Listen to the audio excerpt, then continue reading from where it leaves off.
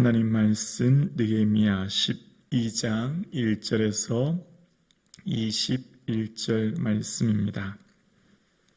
이 말씀은 살아계신 하나님의 말씀입니다. 오늘 나에게 주시는 하나님의 말씀을 함께 고백드리겠습니다. 함께요.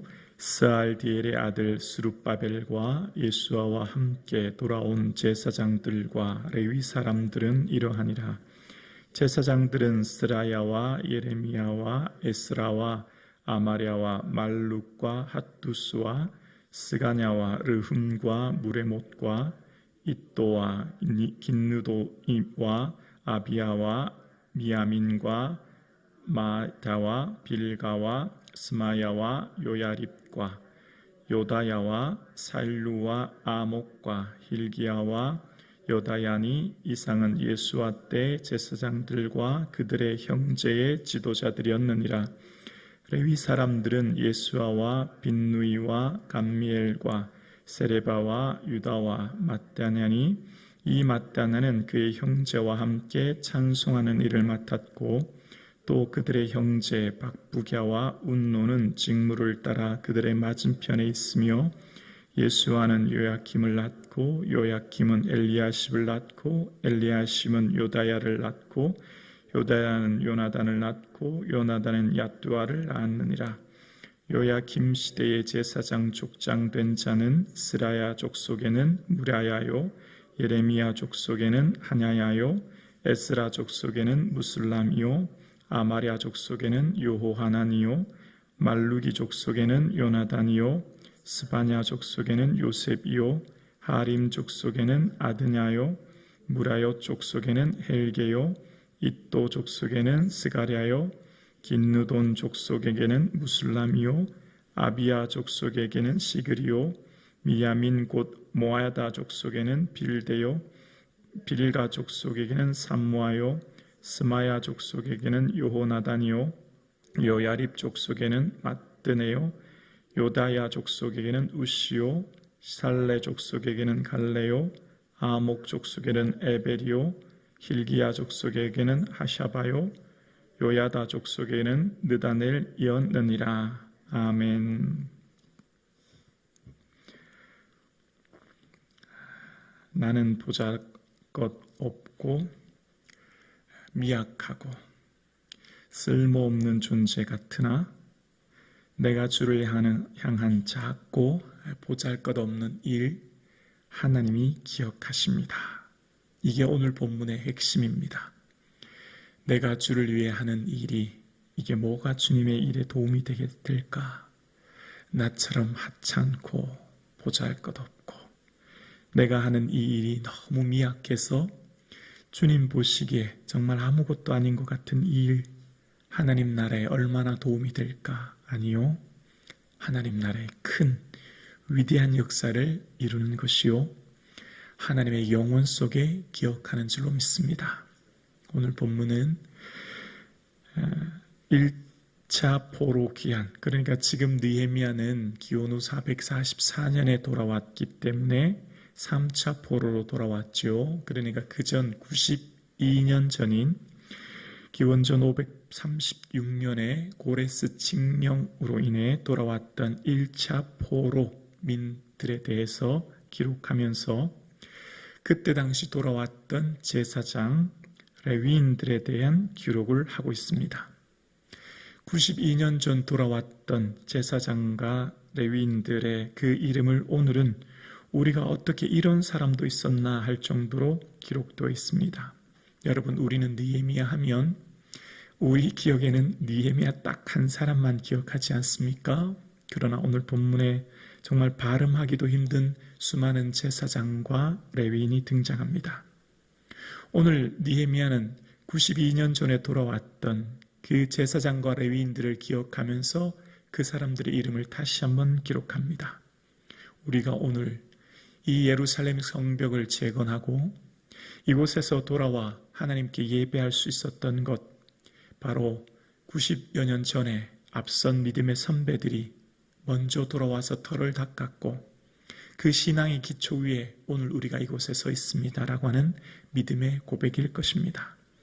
오늘 우리 성북중앙교회도 이곳을 향하여서 오래전 기도와 눈물로 헌신하셨던 선배 목사님, 장로님, 권사님들이 계셨기에 오늘 우리가 있는 것 아니겠습니까? 이 땅 대한민국도 일제강점기 6.25 전쟁을 지나기까지 독립유공자, 국가유공자분들의 그 헌신과 숭고한 희생이 있었기 때문에 오늘날 대한민국이 있는 것 아니겠습니까? 국가를 위해 헌신하셨던 국가유공자분들은 그분들의 헌신과 숭고한 의지를 기억해서 국립묘지에 그들의 삶을 유해를 안치합니다. 생존한 기간 동안에는 의료, 복지, 또 교육의 기회를 제공해드리고 사후 그들의 생애 유해는 국립유공묘지에 안치하지요. 몇 년 동안 안치하냐 확인해 봤더니 국가가 존속하는 한 그들의 유해는 보존한다고 하는 것을 보았습니다. 한 성도님의 장례가 있어서 대전 현충원을 방문하게 되었는데 국가유공자분들의 묘비를 보면서 조금 남다른 묘비가 있더라고요. 다 국가유공자이신데 어떤 국가유공자의 묘비 옆에는 그분들의 자녀 이름이 낱낱이 기록되어 있더라고요. 그래서 모시고 갔던 분의 유해도 자녀분의 이름이 기록되어 있길래 어떤 경우냐 여쭤봤더니 화랑무공훈장을 받으셨다고 하더라고요. 그 사단에서 그분과 다른 한 분, 두 분만이 생존했다는 얘기를 들었습니다. 전쟁 기간 동안 국가를 위해 큰 공을 세운 분들을 기억해서 국가는 무공훈장이란 걸 수여하고 그분들의 자손들의 이름을 묘비 옆에 기록했다는 것을 처음 알게 되었습니다. 그 묘비는 대한민국이 존속하는 한 끝까지 보존하는 겁니다. 오늘 우리가 이곳에서 예배드립니다. 내가 이곳에서 한 번에 새벽 예배 드리는 게 어떤 큰 의미가 있을까? 하나님 나라에 오늘 내가 드리는 잠깐의 기도가 어떤 하나님 역사에 큰 도움이 될까 생각하지만 오늘 우리의 기억 속에는 느헤미야 한 사람만 기억하지만 오늘 본문에 기록되었던 수많은 제사장과 레위인들 하나님은 기억하십니다. 하나님 나라의 역사 속에 하나님은 기억하시고 무명한 자 같은 그들이 바벨론에 정착한 지 70년 동안 그들은 모든 삶의 뿌리를 내렸고 이제 예루살렘으로 돌아오는 것이 어쩌면 그들에게는 큰 희생이었을 거예요. 이미 그곳에서 모든 삶을 안정적으로 살고 있던 그들이 고레스 칙령을 맞이하여 다시금 800km가 넘는 먼 고국으로 돌아간다고 하는 것, 폐허가 된 땅, 돌아가도 아무것도 남지 않은 그곳에 걸어간다는 것 희생이었을 것입니다. 그런데 그 믿음의 선배들은 모든 것을 내버려 두고 고향을 향해 돌아왔습니다. 오늘 본문에 기록되어 있는 1절에서 7절까지는 제사장들에 대한 기록 22명이 기록되어 있습니다.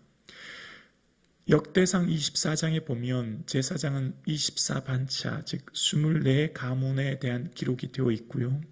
오늘 본문에는 22명의 이름이 기록되어 있습니다. 정확한 이유는 알 수 없어요. 왜냐하면 부연 설명이 나와 있지 않기 때문이에요. 그런데 좀 유추해 볼 수는 있을 것 같아요. 오늘 명단에 빠진 두 가문은 왜 오지 않았을까? 아마 제사장이었음에도 불구하고 이미 바벨론에 그들의 모든 주거와 생활을 정착했던 그들의 모든 것을 포기하지 못했던 것 아니었을까를 조심스럽게 생각해 봅니다. 이미 바벨론에서 그들의 모든 생활이 안정적으로 생활하였던 그들이 고향으로 돌아와서 다시금 희생하는 것이 그들에게는 좀 꺼려지는 희생의 일이 아니었겠나 생각합니다. 그래서 그 나머지 22개 가문이 돌아왔고 그들이 돌아와 믿음의 뿌리를 내렸던 것을 보게 됩니다. 한 나라를 세우고 국가를 이루는 것 중요한 것은 정치 아닙니까? 국가의 정치가 국가의 모든 핵심 요인인데 그러면 정치 지도자들 즉 왕을 먼저 기록하고 왕들을 기억하는 것이 어쩌면 우리에게는 가장 중요하지 않습니까? 그러면 돌아왔던 이 느헤미야는 국가를 이루었던 지난 세대 왕들에 대한 기록하는 것이 중요하다 생각하는데 왕들에 대한 언급은 1절 등장하지 않아요. 반복하고 또 반복하는 것, 그러니까 7절까지 기록했던 제사장들의 이름이 12절에서 21절 다시 한번 그들의 이름을 자세히 그들의 후손들과 함께 기록합니다. 왕, 정치 지도자 혹은 군사 지도자들에 대한 이름이 아니라 제사장들의 이름을 다시 한번 기록합니다. 무엇을 말하는 것일까요? 국가를 세우는 것, 한 개인이 세워지는 것, 바로 예배로부터 시작되는 것, 하나님과의 올바른 관계로부터 시작되어짐을 말하는 것 아니겠습니까? 정치, 군사, 외교, 경제 하나도 빠짐없이 다 중요합니다. 어느 것 하나 놓칠 수 없는 것이죠. 그러나 오늘 성경을 통해 우리에게 말씀하시는 하나님께서는 그 모든 것 중요하지만 그러나 그 핵심 근간에는 하나님과 나와에 대한 관계인 하나님 지켜주시지 않으면 국가가 존립할 수 없고 개인과 가정이 세워질 수 없음을 오늘 본문은 깨닫게 하는 것이요. 바로 예배로부터 가정과 개인, 국가화가 세워짐을 다시 한번 기억하기 위한 것 아니겠습니까? 예배를 돕는 레위인들, 그 모든 일들을 세웠던 그 예배를 집례했던 제사장들을 중심으로 하나님께서 하나님의 일을 세워가셨고 그것이 인생을 세우는 핵심 기초임을 오늘 본문은 다시 한번 우리에게 이야기하는 것이죠. 그리고 오늘 본문에 보면 8절에 맏다냐에 대한 기록을 다시 한번 기록하는 것을 보는데요. 맏다냐에 대한 기록을 이렇게 이야기합니다. 8절입니다. 레위 사람들은 예수아와 빈누이와 감미엘과 세레베와 유다와 맏다냐이니 이 맏다냐는 그의 형제와 함께 찬송하는 일을 맡았고, 기억나십니까? 지난 시간 11장 17절에도 보면 맏다냐에 대한 이름을 기록하면서 기도할 때 감사하는 말씀을 인도했다라고 이야기했던 것 말입니다. 그러니까 감사와 찬송은 그 뿌리가 동여임을 우리에게 알려주는 거예요. 하나님 왜 찬송을 기뻐하실까요? 그 시간은 하나님을 칭송하고 높이는 감사의 시간 때문인 거예요. 오늘 우리의 삶이 하나님의 찬송이 될 수 있기를 주님의 이름으로 축복합니다. 나의 생명을 이곳에 있게 하신 하나님께 크고 대단한 일들이 아니라 눈을 뜨는 순간, 호흡하는 순간, 걸음을 걷는 순간, 오늘 이 예배에 나온 이 순간이 우리에게는 감사의 순간인 줄 믿습니다. 이 하루를 내게 주신 것이 감사한 것이요, 아침에 이 문을 나와 하늘을 보면서 신선한 공기를 마시면서 오늘 나의 삶이 또다시 선물로 받은 이것이야말로 우리에게 감사한 일인 줄 믿습니다. 그래서 하나님께서는 감사하는 자를 기뻐하시는 것이죠. 하나님께서는 하나님의 역사의 일을 이루실 때 어떤 사람을 그냥 하늘에서 뚝 떨어지게 하는 것이 아니라 그 세웠던 앞전의 믿음의 선배들의 그 희생 위에, 눈물의 기도 위에 그 대가 이어짐을 보게 돼요. 10절의 말씀을 보면 10절 말씀에 엘리야십에 대한 기록이 나오는데요. 10절에 보면 예수아는 요아김을 낳고 요야김은 엘리야십을 낳고 엘리야십은 요야다를 낳고 라고 기록되어 있습니다. 오늘 본문에 기록되어 있던 예수아의 아들 요야김, 그리고 예수아의 손자 엘리야십에 대한 기록 보이시죠? 여러분, 엘리야십이 누구죠?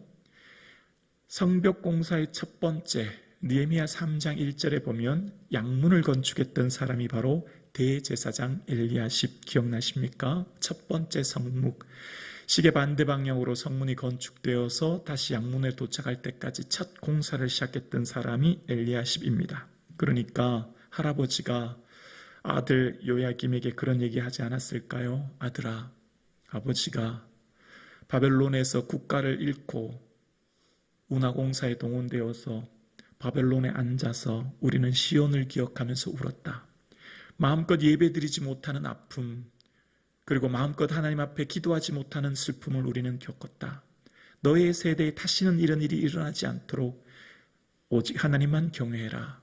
그리고 그 교육이 요야김에게서 엘리야십으로 이어졌고, 한 국가를 지키는 것은 군사나 경제, 외교, 안보, 정치가 아니라 오직 하나님을 경외하는 것을 그 할아버지로부터 전수받았던 엘리야십이 그 무엇보다도 가장 먼저 앞서서 양문 공사에 그가 희생하였고 헌신하였던 것을 우리는 말씀을 통해 깨닫습니다. 우리의 믿음은 절대 저절로 생겨나지 않아요. 누군가에 의해 전해짐으로, 또한 아버지와 어머니로부터 전수되어지는 것을 깨닫습니다. 그래서 믿음은 들음에서 나는 거예요. 저절로 절대로 생기지 않는 것이지요. 오늘 우리의 믿음은 나 혼자 내가 애써 생긴 믿음이 아니라 내 부모님, 내 주변 이웃의 또 믿음의 동료들로부터 주신 믿음이기에 또한 우리는 그들로 인해 감사한 것입니다. 오늘 우리가 이 성북중앙교회에서 예배 드리는 것, 오늘 이 한 번의 예배를 위해 어쩌면 오래전 57년 전 믿음의 장로님, 권사님들의 눈물의 그 땀방울이 열매가 되어 오늘 저와 여러분이 이곳에 서 있는 것이죠. 오늘 이 믿음의 대를 이제 기억하여 내 자녀들에게도 유업으로 물려줄 수 있는 은혜가 있기를 주의 이름으로 축원합니다. 가정이 세워지는 것, 주님만 경외하는 예배입니다. 이것이 핵심이에요. 우리 자녀들에게 이 믿음을 유업으로 물려줄 수 있는 저와 여러분의 삶 되기를 주님의 이름으로 축복합니다.